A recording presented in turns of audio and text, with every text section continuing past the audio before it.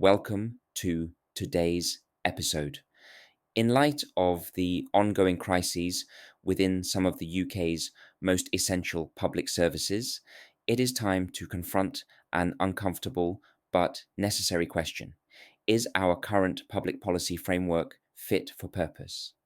Recent developments in England's water industry, including the financial near collapse of Thames Water and rising pollution incidents, have made clear that our regulatory systems are under strain and, in some areas, failing. But this conversation should not be misinterpreted as a call for further budget cuts or an ideological swing towards small government. Rather, we must begin a serious, evidence based review of how public services are structured, governed, and delivered, with a central focus on enhancing efficiency, accountability, and long term resilience. What we are witnessing is not just a matter of underfunding or political neglect, it is the consequence of systemic design flaws. For decades, our debate has been narrowly framed as a binary between public versus private ownership. But the collapse in public trust in Ofwat, the regulator for the privatised water industry, shows that ownership alone does not determine outcomes. Regulatory capture, fragmented oversight, and short termism in capital investment have undermined service delivery, environmental standards, and financial sustainability. The recent recommendation to abolish Ofwat and consolidate responsibilities under a new unified water regulator is not just a bureaucratic reshuffle. It is a necessary first step in modernising a governance model that has become outdated and dysfunctional. Efficiency in public services cannot be measured solely in terms of cost reduction. It must be understood more broadly, encompassing reliability, transparency, environmental protection, and the strategic use of capital. The failure to prevent raw sewage discharges, the growing number of serious pollution incidents, and the chronic underinvestment in infrastructure are not the result of too much spending, but of the wrong spending. Oversight bodies have lacked the tools, mandate, and coherence to ensure that water companies reinvest sufficiently, manage risks responsibly, and meet public expectations. This is a failure of policy design, not merely execution.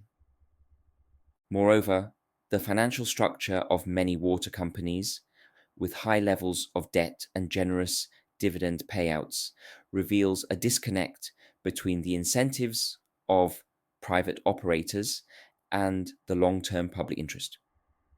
Yet, calls for wholesale renationalisation, while understandable, must be tempered by fiscal reality. Buying out the industry at current market value would impose massive upfront costs on the government at a time when public finances are already stretched. Furthermore, as recent research has shown, there is little empirical evidence that public ownership alone guarantees better performance.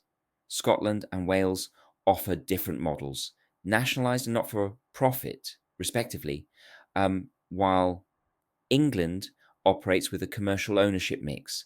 The differences in performance across these jurisdictions suggest that governance, regulation, and reinvestment frameworks are more decisive than ownership structure alone.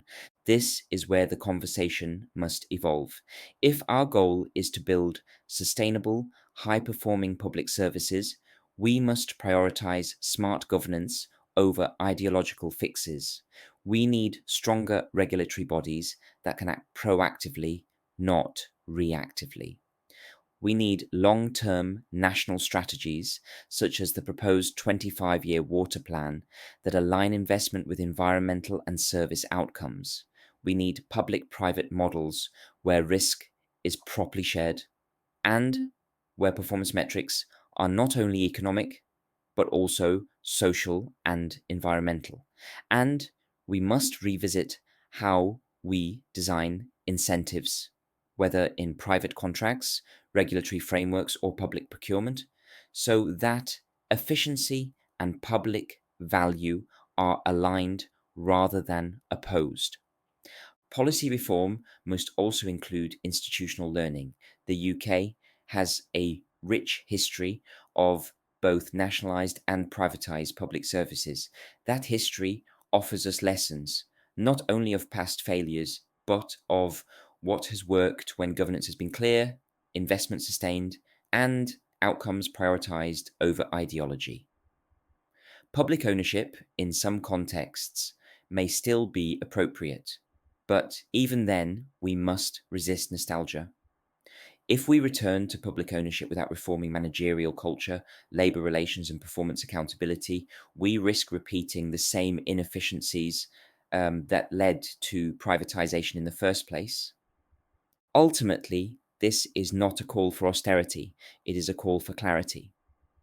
Public services are too important to be managed through outdated structures, politicized firefighting, and institutional complacency.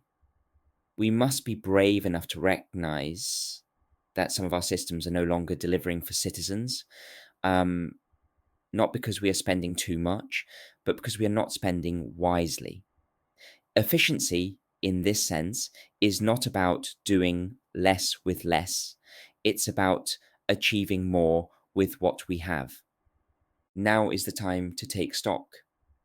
We are at a moment not unlike the Great Stink of 1858, when public pressure, environmental decline, and infrastructure fragility are converging into a national reckoning. But unlike in the 19th century, we now have the tools, expertise, and data to build systems that are adaptive, equitable, and sustainable. What we need is the political will to move beyond short term fixes and commit to a long term vision of smarter public policy.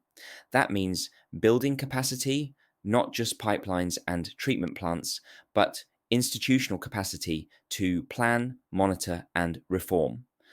Thank you for joining me on this episode. If we are serious about building resilient public services, the path forward will not lie in cutting budgets, but in redesigning systems.